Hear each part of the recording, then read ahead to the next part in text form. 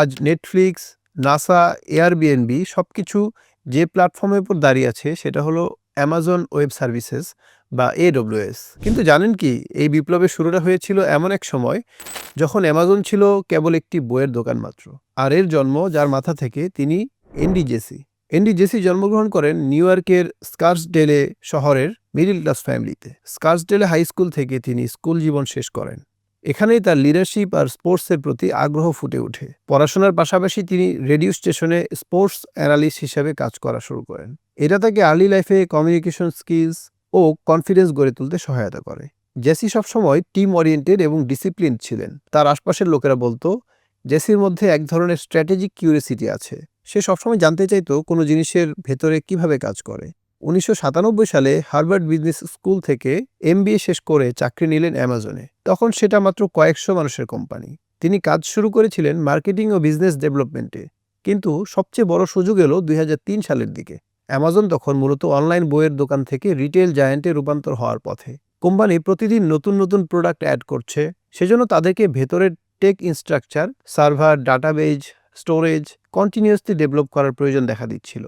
JC তখন ভাবলেন, আমরা কি অ্যামাজনের এমন একটি কমন প্ল্যাটফর্ম বানাতে পারি না যেটি অন্যান্য ডেভেলপাররাও ব্যবহার করতে পারবে? এই ভিশন থেকে আসে ক্লাউড কম্পিউটিং এর আইডিয়া। ততদিনে এনডি বেশ ভালোভাবেই জেফ বেজোসের ভরসার একজন হয়ে উঠেছিলেন। তখন খুব কম মানুষই বিশ্বাস করত ক্লাউড কম্পিউটিং একদিন বড় হবে, কিন্তু এনডি জেসি বিশ্বাস করেছিলেন। জেফ বেজোসের সাপোর্টে জেসি একটি ছোট টিম গঠন করেন। কয়েক বছরের এক্সপেরিমেন্টের পর 2006 সালে লঞ্চ হয় অ্যামাজন ওয়েব সার্ভিসেস। তাদের প্রথম সার্ভিস ছিল S3 স্টোরেজ আর EC2 কম্পিউটার পাওয়ার। শুরুতে ছোট ছোট স্টার্টআপরা এটি ব্যবহার করলেও দ্রুত বড় কোম্পানিগুলো আকৃষ্ট হতে থাকে। আজ নেটফ্লিক্স, এয়ারবিএনবি থেকে নাসা পর্যন্ত সবাই AWS ব্যবহার করছে। ফাইনালি এটাই হলো অ্যামাজনের লাভের সবচেয়ে বড় উৎস।